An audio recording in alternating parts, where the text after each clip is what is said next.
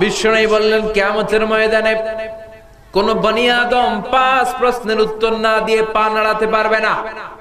প্রথম প্রশ্ন, আন হায়াতিহি ফিমা আফনা, তোমার জীবন যে আল্লাহ দান করেছে, জীবনটা কোন কাজে লাগিয়েছো?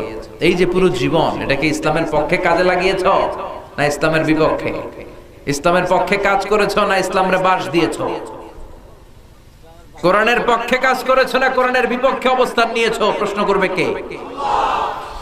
ওয়া আন শাবাবিহি ফিমা আবলা, জীবনের সবচাইতে দামি সময় হলো যৌবন। এই যে যুবক, তোমাদের রক্ত গরম, তোমরা চাইলে অনেক কিছু করতে পারো। তোমরা চাইলে বাতাসের গতিকে পাল্টে দিতে পারো, সাগরের স্রোতকে উল্টে দিতে পারো, তোমরা ইতিহাস গড়তে পারো, ঠিক কি না? এই সময়ের ইবাদত আল্লাহর কাছে প্রিয়। 7 শ্রেণীর ব্যক্তিকে রব্বুল আলামিন আরশের নিচে ছায়া দিবেন। এর মধ্যে এক শ্রেণীর হলো শাবুন নাশা ফি ইবাদাতিল্লাহ, ওই যুবক যে তার যৌবন কালে ইবাদত করবে। কার নামাজগুলো যুবক পড়ার দরকার আছে না নাই? 5 ওয়াক্ত সালাত জামাতের সাথে পড়া যাবে না? আজকের মাহফিলটা তখনই সার্থক হবে যখন এরকম শক্ত কয়েকটা সিদ্ধান্ত আমরা নিতে পারবো যে আমরা কোনোদিন নামাজ ছাড়বো না, কোনোদিন আমরা দুনিয়ার পিছনে ছুটবো না, আমরা ছুটবো একজনের পিছনে, তিনি কে? 3 নাম্বার, তোমার সম্পদ কোন পন্থায় উপার্জন করেছো? হালাল পন্থায় নাকি হারাম পন্থায়? টেবিলের নিচ দিয়ে ঘুষ খেয়েছো নাকি সিগনেচার মেরে দেশের টাকা পাচার করেছো? আছে না নাই? প্রতিটা টাকার ব্যাপারে, প্রতিটা উপার্জনের ব্যাপারে জিজ্ঞেস করবে কে? হালাল খেয়েছো না হারাম? হালালে বরকত আছে না নাই? হারামে কোনো বরকত আছে? কথা কোন, আওয়াজ করে বলেন তো, গরু খাওয়া হালাল না হারাম?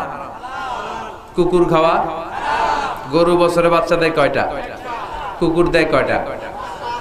অনেকগুলো দেয়। গরু দেয় একটা। গরু জবাই হয় প্রতিদিন শত শত, ইদানিং অবশ্য মহিষও জবাই হয়, ঠিক কিনা? তো গরু খায় বেশি, কুকুর কেউ খায় না। গরু বাচ্চা দেয় কম, কুকুর বাচ্চা দেয় বেশি। বলেন তো তারপরে বাংলাদেশে গরু বেশি না কুকুর বেশি?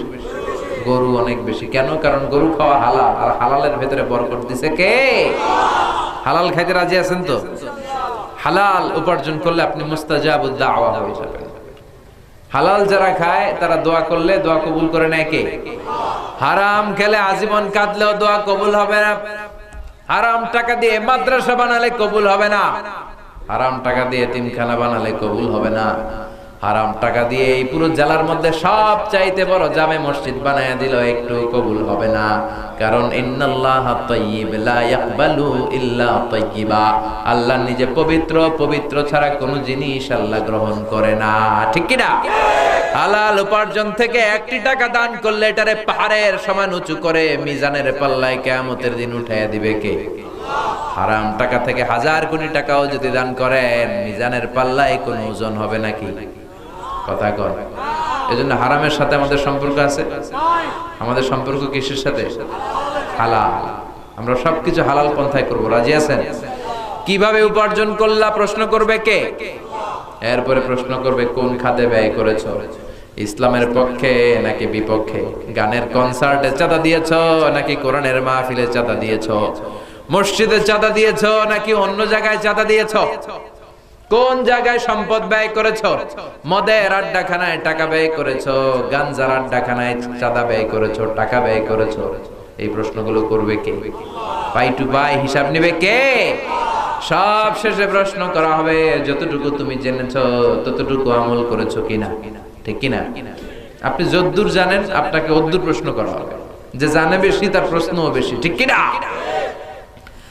আপনি জানেন শুধু লা ইলাহা, তাহলে লা ইলাহার যে দাবি এইটা পালন করেছো কিনা? লা ইলাহার জিকির করেছো কিনা? প্রশ্ন করবে কে? দিন হোক কিংবা রাত হোক, সব সময় মুমিনদের জিকিরের মধ্যে থাকবে লা ইলাহা ইল্লাল্লাহ, লা ইলাহা ইল্লাল্লাহ মুহাম্মাদুর রাসূলুল্লাহ সাল্লাল্লাহু। এজন্য যত নেয়ামত আল্লাহ আমাদেরকে দিয়েছে, এই নেয়ামতের শুকরিয়া করার দরকার আছে না নাই? শুকরিয়া করলে নেয়ামত বাড়িয়ে দেয় কে? আমরা সব সময় শুকরিয়া করব কার? আর আমাদের অন্তরে দুনিয়ার জন্য যেন পাগল পাড়া কোনো ইচ্ছা না থাকে। আমাদের অন্তরের ভেতরে স্থান থাকতে হবে আখিরাতের স্থান। চিল্লায় বলেন ঠিক কিনা?